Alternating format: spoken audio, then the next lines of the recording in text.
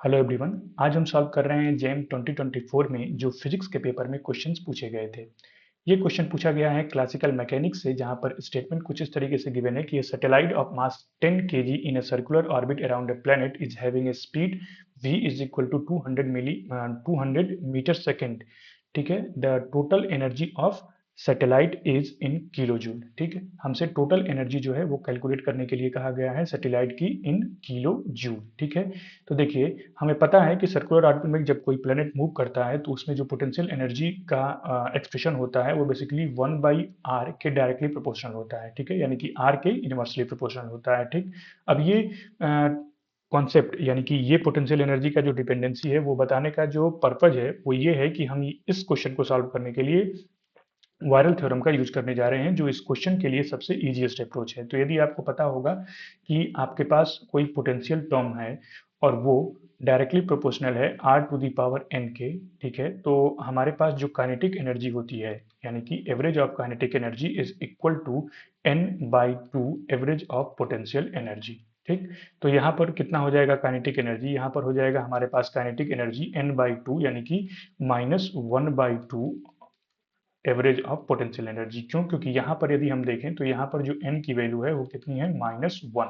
Because ये जो relation है ये जब इससे कंपेयर किया जाएगा तो n की वैल्यू हमारे पास -1 आ जाएगी। तो ये आ गया, तो हम यहाँ से लिख सकते हैं कि पोटेंशियल एनर्जी का जो एवरेज होगा वो किसके बराबर होगा, -2 times of average of kinetic energy. ठीक, तो अब हमें क्या करना है कि हमें पता है कि टोटल एनर्जी जो होती है वो क्या होती है, टोटल एनर्जी जो हो जाएगी वो हो जाएगी E, इसका average is equal to sum of average of kinetic energy plus potential energy का एवरेज। ठीक, तो चूंकि potential energy is equal to minus, तो इसको हम वायरल थ्योरम से जो रिजल्ट लाए हैं उसका यूज कर लेंगे। देन हमारे हमें हो जाएगा यहाँ पर 2 times of average of kinetic energy. तो हमें क्या मिल गया यहाँ पर एक्सप्रेशन, माइनस काइनेटिक एनर्जी का एवरेज। तो काइनेटिक एनर्जी बेसिकली यहाँ पर कितना हो जाएगा, -12 mv²। तो इसकी वैल्यू को पुट कर देंगे, देन हमारे हमें मिल जाएगा 1/2 इंटू एम। एम कितना दिया गया है, 10 kg। ठीक है, 10 kg, और यहाँ पर हो जाएगा v² यानी कि ये है 200 इंटू 200। ठीक, तो ये 2 से 2 यहाँ पर कैंसिल हो जाएगा, ध्यान रहे यहाँ पर माइनस भी है, और ये 5। तो यहाँ पर हो जाएगा 200 -200 इंटू 10⁻³ ठीक है, यानी कि इतना जूल। ठीक, तो यहाँ पर हम क्या लिख सकते हैं, यहाँ पर जो करेक्ट आंसर हो जाएगा वो -200 किलो जूल हो जाएगा। कितना हो जाएगा, -200 किलो जूल।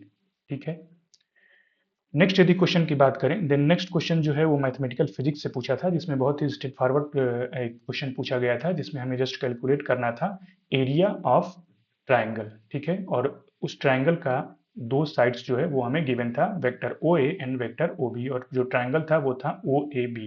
तो इस तरीके के क्वेश्चन को डील करने के लिए सिंपल, आपको यदि बेसिक मैथमेटिक्स पता है तो आप यहाँ पर एरिया का फार्मूला देख सकते हैं, वो हो जाएगा half magnitude of vector O A cross vector O B. ठीक है, तो यहाँ पर ओ ए और ओ बी दिया हुआ है, तो जस्ट हमें क्या कैलकुलेट करना है, इसका क्रॉस प्रोडक्ट। ठीक है, वो हो जाएगा एक्स कैप, वाई कैप और जेड कैप। ठीक है, तो ओ ए वेक्टर क्या है, ये है 1 2 1, और ओ बी वेक्टर क्या है यहाँ पर 2 -1 एंड 3। ठीक है, इसको जब कैलकुलेट करेंगे देन हमारे पास जो वेक्टर आ जाएगा वो आ जाएगा 7i cap -j cap -5k cap. ठीक, अब इसका जब हम मैग्नीट्यूड फाइंड कर लेंगे, यानी कि ओ A cross O B vector का हम मैग्नीट्यूड फाइंड कर लेंगे, देन हमें मिल जाएगा यहाँ पर 49 + 1 + 25, यानी कि जो फाइनल आंसर आएगा वो आ जाएगा 5√3। ठीक है, जिसको आप कैलकुलेट कर सकते हो, वो आ जाएगा आपके पास 8.66। तो ये आ गया मैग्नीट्यूड, यानी कि जब हम एरिया कैलकुलेट करेंगे तो इसको 2 से डिवाइड कर देंगे, यानी कि 8.66 डिवाइडेड बाई 2, तो जो हमारा एक्सप्रेशन आ जाएगा वो आ जाएगा 4.3। ठीक है, चूंकि 1 डेसिमल प्लेसेस तक पूछा था तो इस वजह से इसका जो करेक्ट आंसर था वो था 4.3।